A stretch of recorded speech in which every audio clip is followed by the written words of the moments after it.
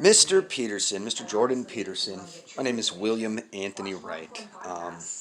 I'm making this video kind of out of the blue here. I've been watching your material for a while, and I caught your "Who dare say they believe in God?" Find it very interesting that though you say it terrifies you that God may exist, why do you think it terrifies you? Would you be scared of a massive improbability? I seriously doubt that. I seriously doubt a man of your intellect would be terrified of something that is highly improbable. I think the reason why you're terrified is because you already know. There is a God. The God of Abraham is real. Ask yourself why no other description of God completely fits logic like the Judeo-Christian God. There's no other logical God out there. No one's been able to produce another one, right? So, one, we either give credit to the people who produced it that they had some kind of superior godlike intellect in order to imagine something so perfect. You know what I mean? You can't imagine something that perfect without knowing it to a degree, knowing that form of perfection, understanding that, right? So, and I trip over things. I pace around when I walk. I basically can't stop moving most of the time. Anyhow, not akathisia, just a weird nervous thing I do. I wanted to make this video, and I'm going to send it to you. I seriously doubt you're going to get it. I think I'm going to have to go through a lot more avenues to reach you. But because, you know, a video, that's kind of a dick, real easy thing to do. I'm doing it anyways so that if, you know, when I want to retrace my thoughts to express myself in a more comprehensible manner, I'll have this video material to reference. So what I'm trying to get at, my friend, and I do consider you a friend because I think the reason why you blew up isn't because you were saying anything new. You were saying what everybody felt, but could not articulate into words. Or they could, but basically in my position, I have no education. So anything I say is automatically brought up with, well, where did you go to school? You know, kind of like the situation with this stupid Times article in which the person who wrote the article questions every decision that Michaela made because she's not a medical professional. And that's a very common theme. And that reminds me of the Sadducees and Pharisees. It's probably the way they treated Jesus Christ. Whoa, where'd you go to seminary school, huh? You got a degree in reading Bible studies? Yeah, I'll think you're the Son of God. No, I know what you're saying defeats all my arguments, and you're really intelligent, but, you know, where'd you go to school? Where'd you go? You know? So, I'm going to break a couple things down. God is real, so that means the adversary is real. God has a modus operandi. He has a method in which he works. You've discovered that method. That method is a part of taking accountability for your actions, accepting responsibility, exercising freedom, and suffering the consequences that it brings. This is a very important thing because this is an entity, an eternal being that is trying to figure out who is truly obedient to him, who is truly his friend, basically. Who's got my back when I'm not around?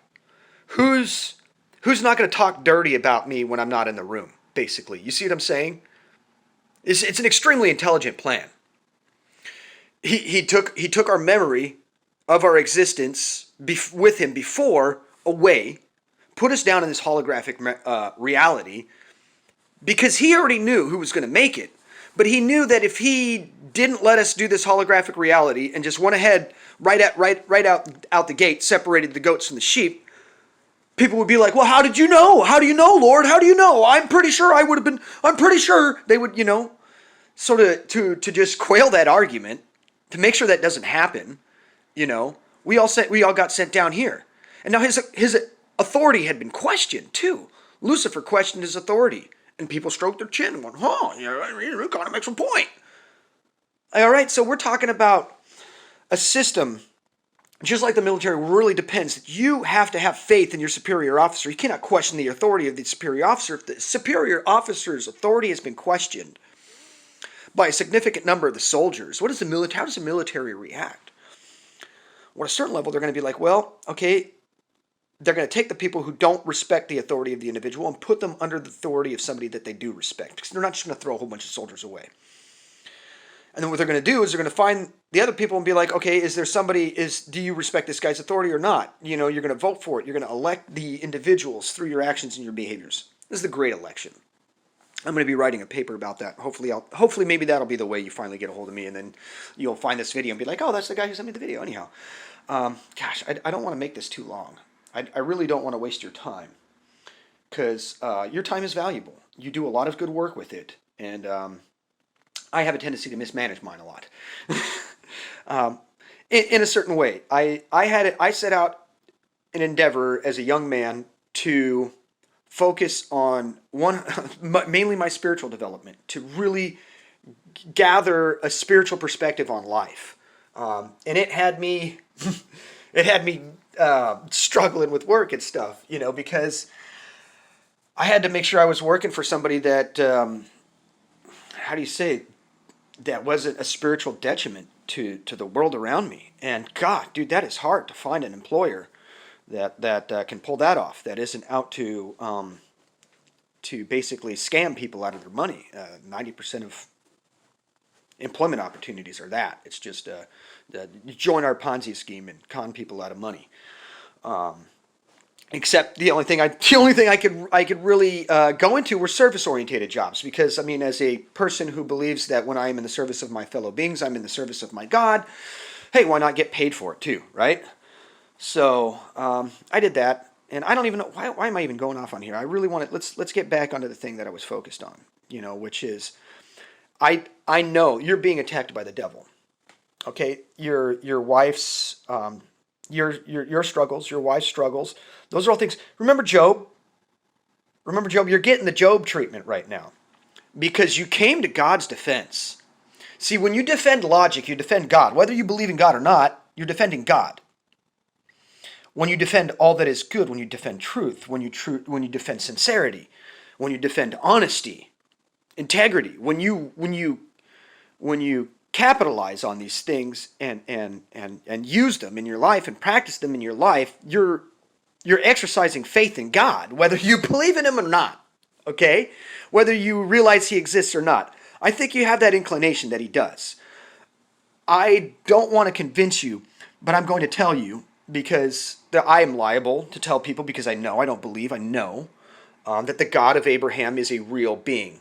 The God of Abraham sent his son. He had a son, a child that is directly related to him, that he sent down to this planet to save us.